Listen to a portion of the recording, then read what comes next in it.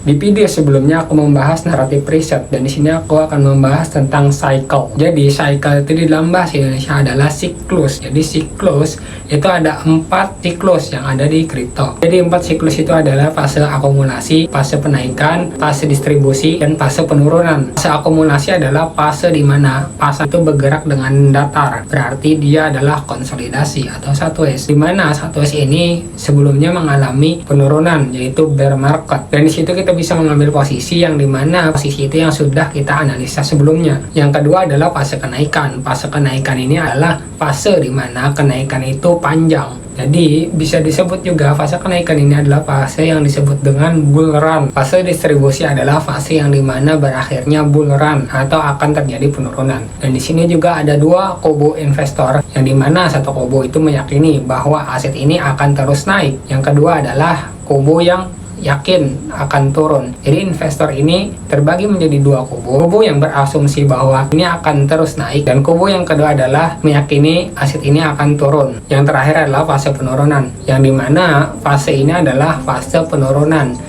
Pecahnya fase kenaikan ini adalah fase penurunan, yang dimana kalian bisa mengambil posisi short kalau kalian trading. Dan di posisi penurunan ini pun kalian harus exit kalau kalian itu invest di suatu aset. Misalkan kalian tidak exit, berarti profit kalian tidak maksimal, tidak high return. Misalkan kalian keluar dengan cepat dan timing yang tepat, berarti kalian mendapatkan return yang cukup besar. Misalkan kalian tidak keluar dengan cepat, kalian tidak tahu cycle-nya, itu adalah yang mengalami namanya adalah penurunan di portofolio kalian. Jadi fase penurunannya adalah fase dimana koreksi yang panjang. Koreksi yang panjang itu kalian bisa ambil momentum, yaitu trading. Jadi trading itu bisa kalian scalping atau jangka panjang. Misalkan kalian ingin high return, berarti kalian harus benar-benar tahu ya cycle penurunannya. Jadi cycle itu terbagi menjadi 4, yaitu akumulasi, kenaikan, distribusi, dan penurunan. 4 ini kalian harus tahu supaya kalian mendapatkan high return. High return dimana kalian mendapatkan keuntungan yang besar. Disitulah kalian akan menang dalam investasi maupun trading. Dan di sini aku tidak mengajak kalian untuk investasi atau trading. Aku tidak mengajak kalian. Itu adalah kehendak kalian sendiri. Kalian belajar sendiri, kalian riset sendiri, kalian cari tahu sendiri. Misalkan kalian cari tahu sendiri, kalian riset sendiri, kalian adalah jadi orang yang mandiri. Misalkan kalian menjadi orang mandiri, itu kalian bisa mengandalkan diri kalian tanpa mengandalkan orang lain. Kalian misalkan mengandalkan orang lain terus, kalian berarti tidak mandiri, kalian tidak disiplin. Boleh kita meminta pendapat orang lain, boleh kita mendengarkan pendapat orang lain, boleh kita membaca buku orang lain dengan pendapatnya sendiri, tapi kita harus mengumpulkan pendapat-pendapat itu dengan pendapat kita sendiri supaya pendapat itu menjadi sempurna.